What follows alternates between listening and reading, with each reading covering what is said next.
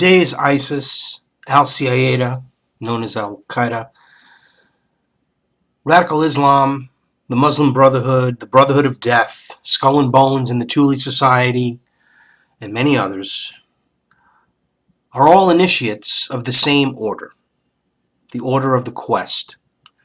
Interestingly, one of the oldest of these secret societies is known as the Roshaniya, who originated from ancient Persia in what is today known as Iraq.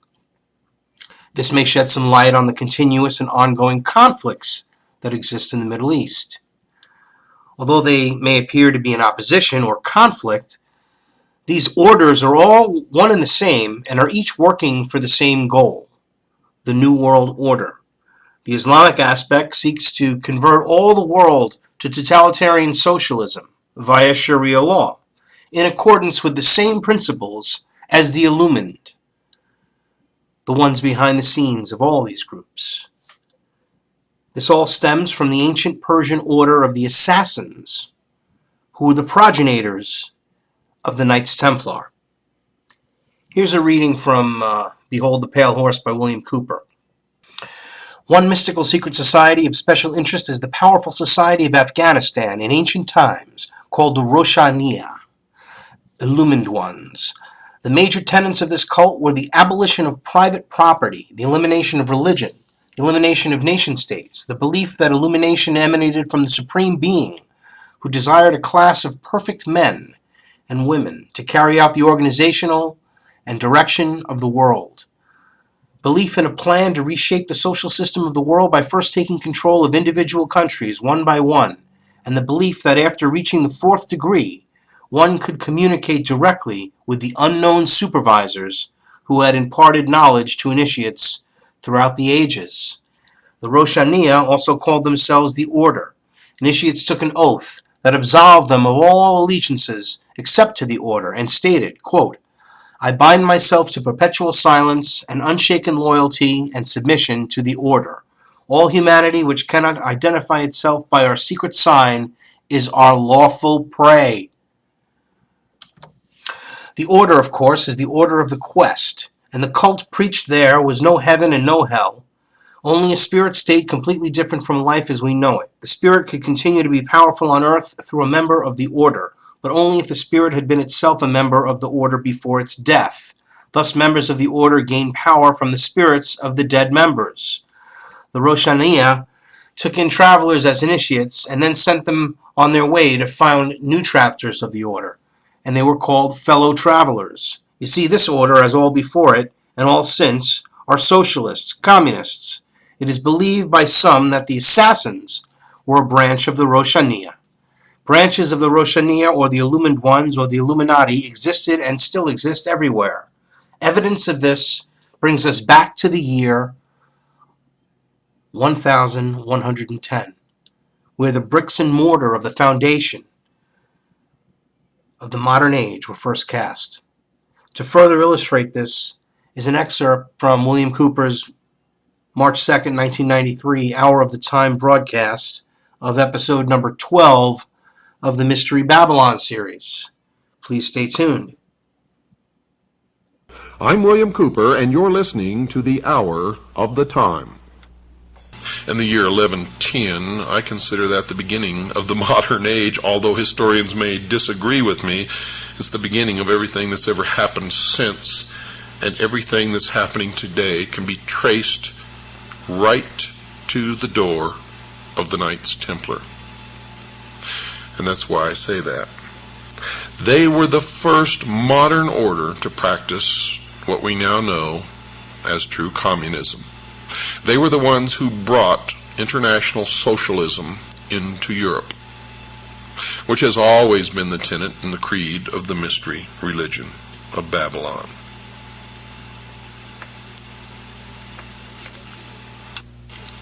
Only 1 year after their establishment, Fulk, Count of Anjou, who had come to Jerusalem on a pilgrimage, joined as a married member and gave them an annual grant of 30 pounds of silver.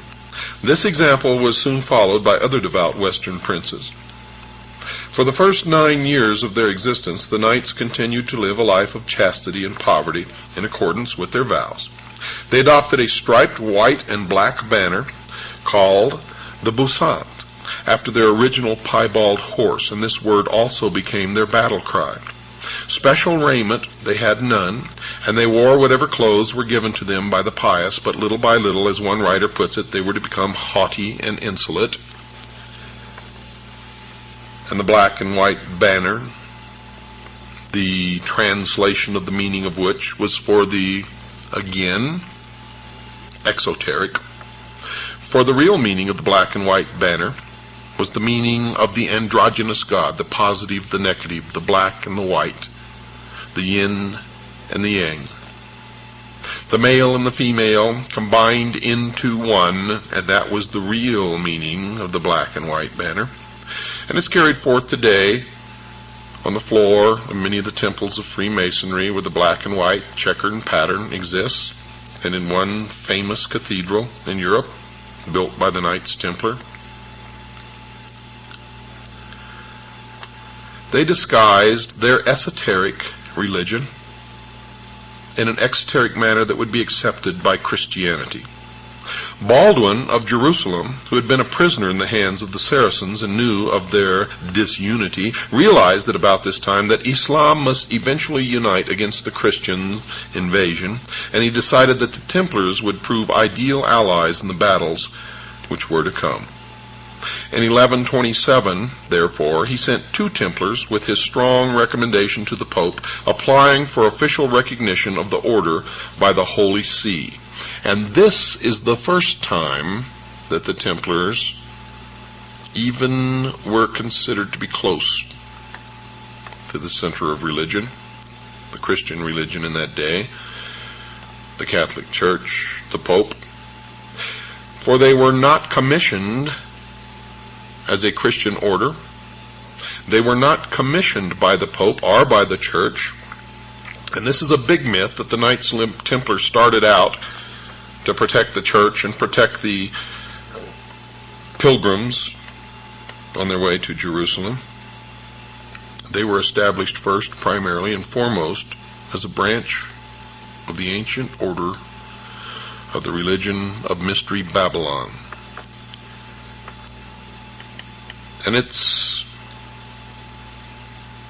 indicative of the strategies that they've used since to endear themselves to whatever the established power or the beliefs of the majority of the people might be. When they went to see the Pope, they had an introduction to Saint Bernard himself, the abbot of Clairvaux, who was known to be an admirer of theirs and who was a nephew of one of their envoys. Then the Grand Master himself arrived in Europe and received the eulogistic opinion of the abbot. Quote, "They go not headlong into battle, but with care and foresight, peacefully, as true children of Israel. But as soon as the fight is begun, they rush without delay upon the foe and know no fear. One is often put to flight 1,000, 2, 10,000, gentler than lambs and grimmer than lions. Theirs is the mildness of monks and the valor of the knight." Unquote. Now, folks, this was a strong recommendation, and this testimonial was a part of the campaign to help the Templars in their efforts at recognition by the Pope. All of you who have thought that they began as a religious order in the first place are so way off base that it's pathetic. And neither were the Jesuits a religious order in the first place, but we'll get that together in another broadcast. But on the 31st of January in the year 1128, the Master appeared before the Council of Troyes. Now, this formidable body consisted of the archbishops of Rheims and Sens, 10 bishops, and a number of abbots, including Saint Bernard himself, presided over by the Cardinal of Albano, the papal legate. They were approved, and Pope Honorius chose for them a white mantle, completely plain. The red cross was added by order of Pope Eugenius III in 1146. And see, you thought the Templars thought of this. Nope, not at all. This was mandated by 2 popes. First, a white mantle, completely plain, and then later the red cross was added by order of Pope Eugenius III in 1146. Hugh de Payens now took his delegation through France and England and collected a number of recruits. Gifts and grants were showered upon the order. Lands, rents, and arms were forthcoming from all quarters. Richard I of England was enthusiastic about them. By 1133, King Alfonso of Aragon and Navarre, who had fought the Spanish Moors in 29 battles, had willed his country to them. Although when the Moors finally laid him low, his nobles prevented the Templars from claiming their rights. Nevertheless, this was a great honor. In fact, to my knowledge and to our research into history, it had never before been done. In 1129, the master, accompanied by 300 knights recruited from the noblest houses of Europe, led a huge train of pilgrims to the Holy Land. It was at this time that the Templars formed part of the Christian contingent, which, allied with the assassins, tried to take Damascus. And it wasn't the first time nor the last that the Christian Knights Templar, or supposedly Christian Knights Templar, they really weren't Christian at all, were allied with the assassins. Were they, as the Orientalist von Hammer alleges, connected in some secret way with the assassins? Yes, our research shows that it is a historical fact. And it is also an historical fact that the assassins were prepared to adopt Christianity if they could gain greater power thereby. Christianity, that is, on the surface, just as the Knights Templar had done. Hammer points to the similarity of the two organizations. The followers of Hassan ibn Sabah were in contact with the Templars and had a similar method of organization. They were in existence before the Templars were formed. The Ishmaelites, the Ishmaelians, or assassins, was the original. And folks, the Order of the Templars was the copy. The balance of Western opinion is against this contention, more particularly because one feels from wide reading of historians great sympathy is felt for the cruelly treated and arbitrarily disposed Templars. Thus, Kitely, who made a close study of the order, attacks those who would claim that the Templars were an assassin branch, but when you do research into the associations and memberships of Kitely, you'll find that Kitely was himself a Knight Templar. And he said, quote, "When nearly 30 years after their institution, the Pope gave them permission to wear a cross on their mantle, like the rival Hospitaller order, no color could present itself so well suited to those who daily and hourly exposed themselves to martyrdom as that of blood, in which there was so much of what was symbolical. With respect to internal organization at will, we apprehend, be always found that this is for the most part of the growth of time and the product of circumstances, and is always nearly the same where these last are similar," unquote. And you find this kind of rhetoric and semantics all through the writings of those who wish to cover the true origin and the true meaning of Mystery Babylon. The famous question of the 3,000 gold pieces paid by the Syrian branch of the assassins to the Templars is another matter, which has, of course, never been settled. One opinion holds that this money was given as a tribute to the Christians, the other that it was a secret allowance from the larger to the smaller organization, which it really was, as the assassins wished to expand their control. And remember, their original goal was to take over the entire world by the systematic infiltration and control of each individual country. Those who think that the assassins were just fanatical Muslims and therefore would not form any alliance with those who to them were infidels should be reminded that to the followers of the old man of the mountain, only he was right, and the Saracens who were fighting the holy war for Allah against the Crusaders were as bad as anyone else who did not accept the assassin doctrine. and it is true today. Quote, "If you are not one of us, you are nothing." Unquote. Quote, "The ends justify the means." Unquote. Quote, "The strength of our order exists in the fact that we manifest ourselves under many different names and many different occupations, and sometimes even seem to oppose ourselves, but at the highest level we are of one mind." Unquote. And I could go on and on and on, and you all know that I can go on and on and on, for I've studied this for so many years that I eat, drink, and sleep it.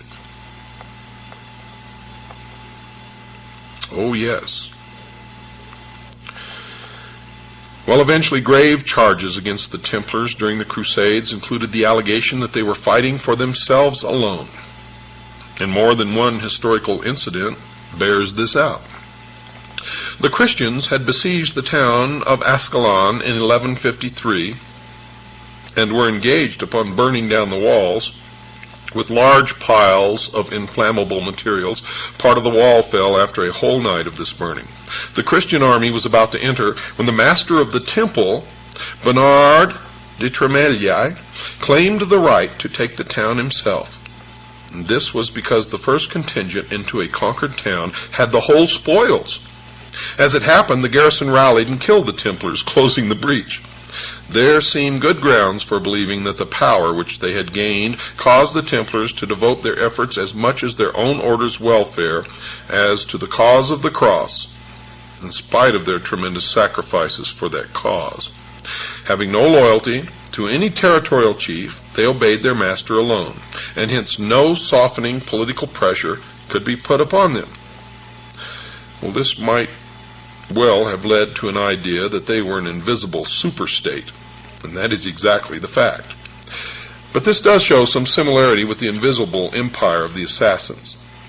If none can deny their bravery, their high-handedness and exclusivity in less than 150 years after their founding gave them the reputation of considering themselves almost a law unto themselves. And now, dear listeners, we get into the meat. The direct connection between the historical events and the events that are happening today. And indeed, we are seeing the results of it all. The New World Order abounds. And it's interesting how there's so much controversy over this agreement with Iraq. An agreement that was written by the New World Order. Obama, of course, caves because he's part of the order. He's a Freemason.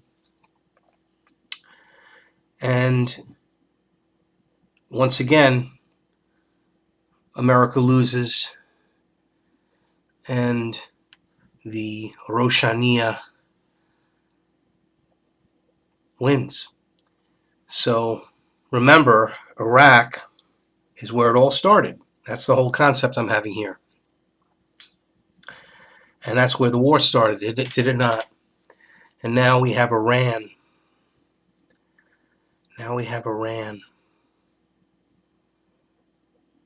Well, the only banks that are missing from the Rothschild cartel, central banks that is Iran, North Korea, and Cuba. It looks like we got Cuba locked up because America is opening their socialist communist ties to commingle with the Cubans again and the communists. Well, only these communist regimes, they never look at the terror and horror. It's scary that they're going to make America this way and sell to the world that American freedom is socialism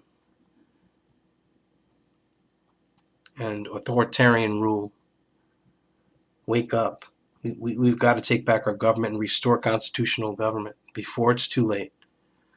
Bill Cooper's words from 1993 resonate even more now. And you should check out the Mystery Babylon series. There's a link on my website, howardnema.com, and there should be a link on the description of this video as well. Find your own truth. There is only one truth. Seek, and you'll find it. Check out Truth Talk News on YouTube and howardnema.com. Listen to Truth Talk News live Thursdays, 3 to 5 p.m. Eastern Standard Time on UnitedFMRadio.com.